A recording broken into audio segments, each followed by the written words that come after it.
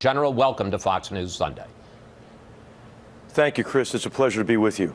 The Trump administration seems to be sending mixed signals this weekend. UN Ambassador Nikki Haley says that getting rid of Assad is a priority. On the other hand, Secretary of State Tillerson says that first we have to get rid of ISIS, destroy ISIS. Assad can wait. So which is it? How does the president see this playing out in Syria? Well, both Secretary Tillerson and Ambassador Haley are right about this. I mean, it's what we really need to do, and what everyone who's involved in this conflict needs to do, is to do everything they can to resolve this civil war, to halt this humanitarian catastrophe, this political catastrophe, not only in Syria, but a catastrophe that is affecting the greater Middle East, it's affecting Europe, and it's a threat to the American people as well. And so to do that, what's required is some kind of a political solution to that very complex problem. And what Ambassador Haley pointed out is it's very difficult to understand how a political solution could result from a continuation of the Assad regime. Now, we're not saying that we are the ones who are going to affect that change. What we're saying is other countries have to ask themselves some hard questions. Russia should ask themselves, what are we doing here? Why are we supporting this murderous regime that is committing mass murder of its own population and using the most heinous weapons available?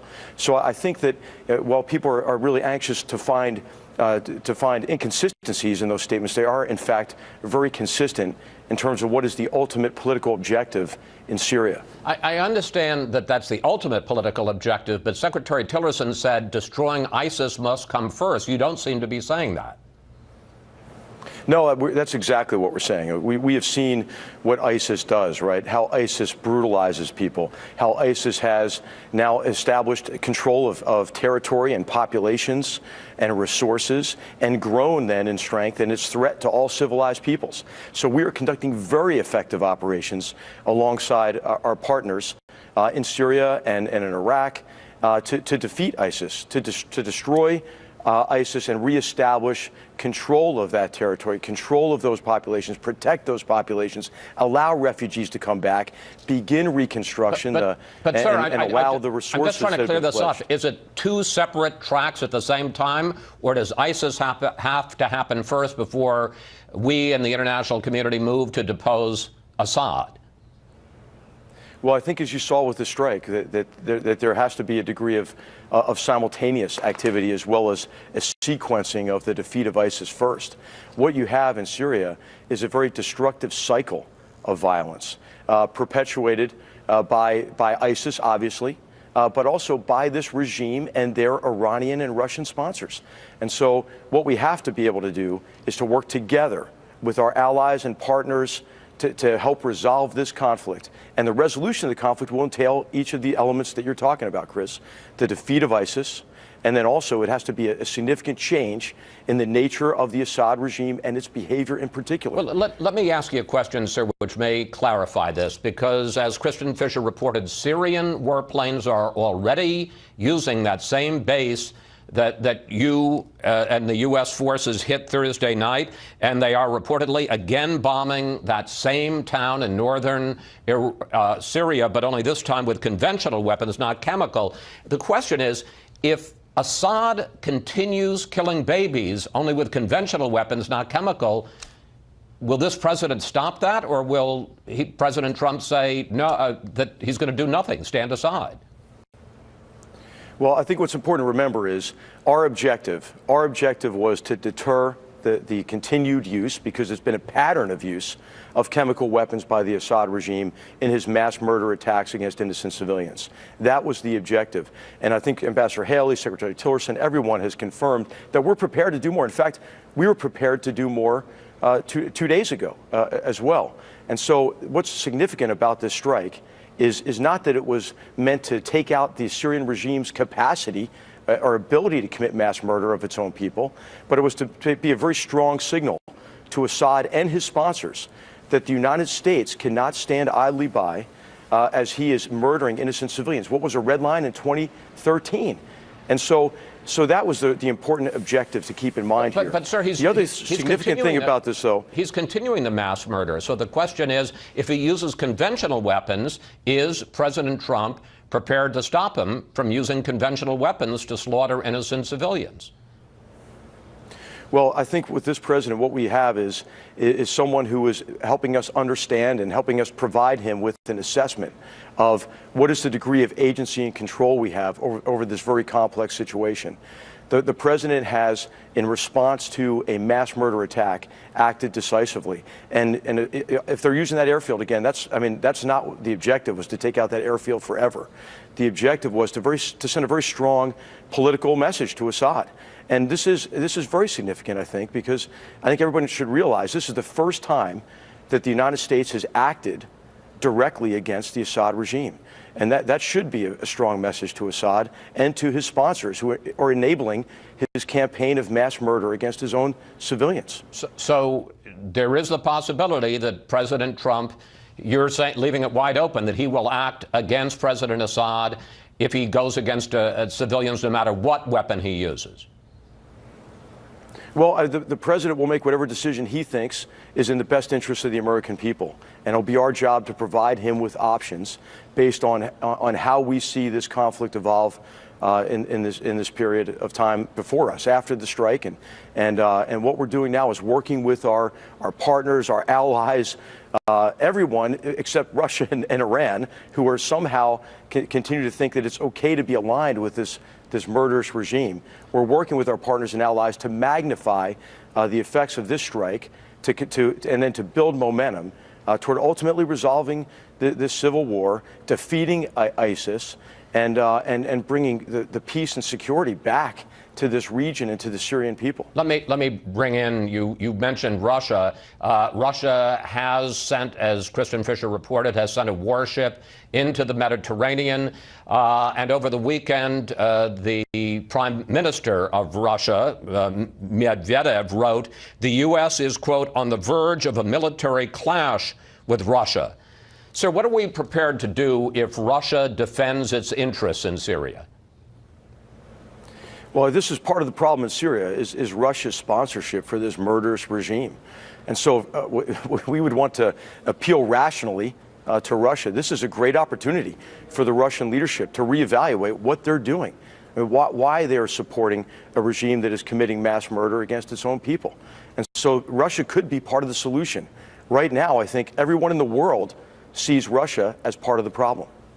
Was Russia involved? Do we have evidence that they were involved in the chemical attack? Well, I think what we should do is ask Russia, how could it be, if you have advisors at that airfield, that you didn't know that the Syrian Air Force was preparing and executing a mass murder attack with chemical weapons? I think we ought to ask them that question.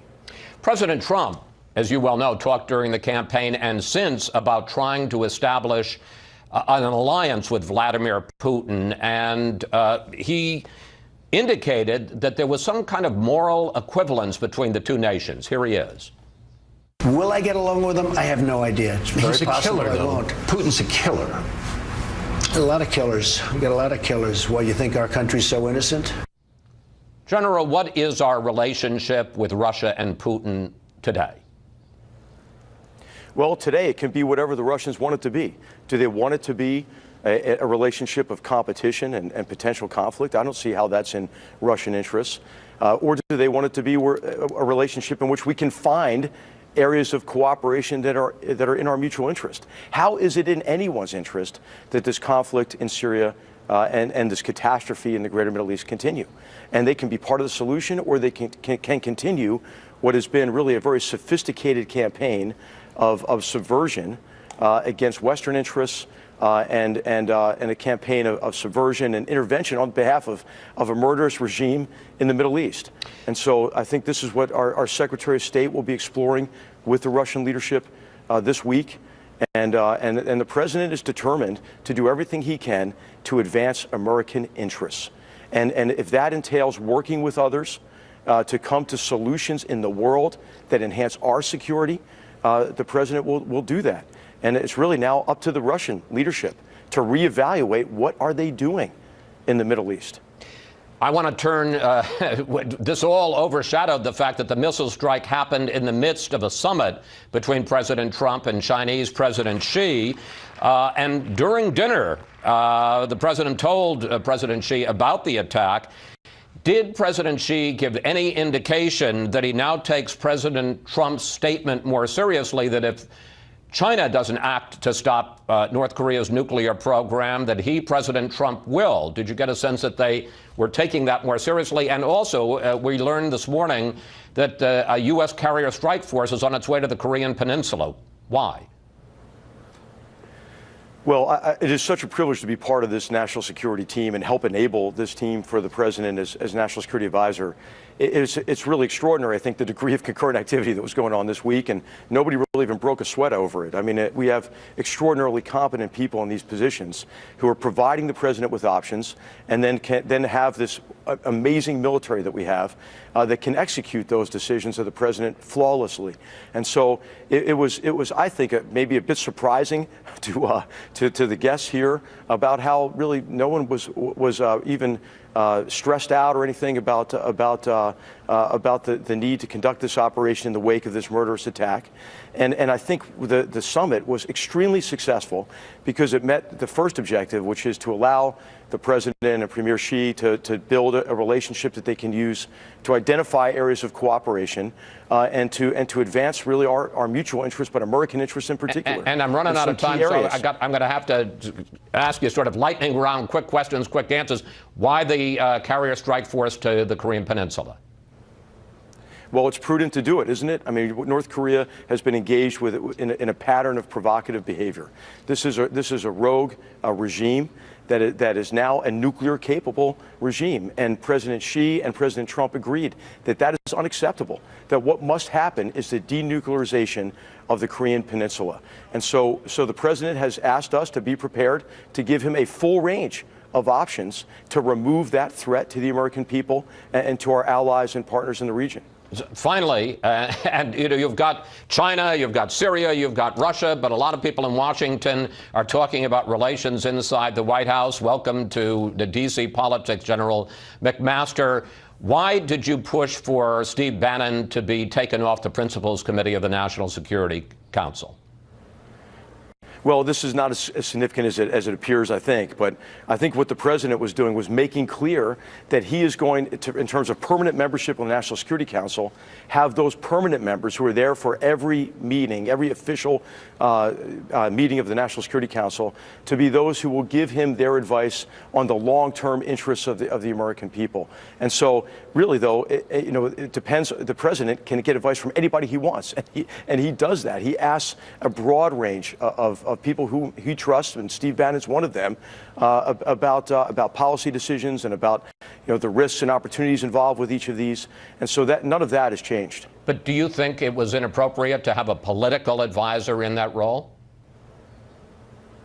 Well, no, I think what is appropriate is to have in that role whoever the president wants in that role, and Steve Bannon provides the president with advice on a broad range of issues and will continue to do so. General McMaster, thank you. We covered a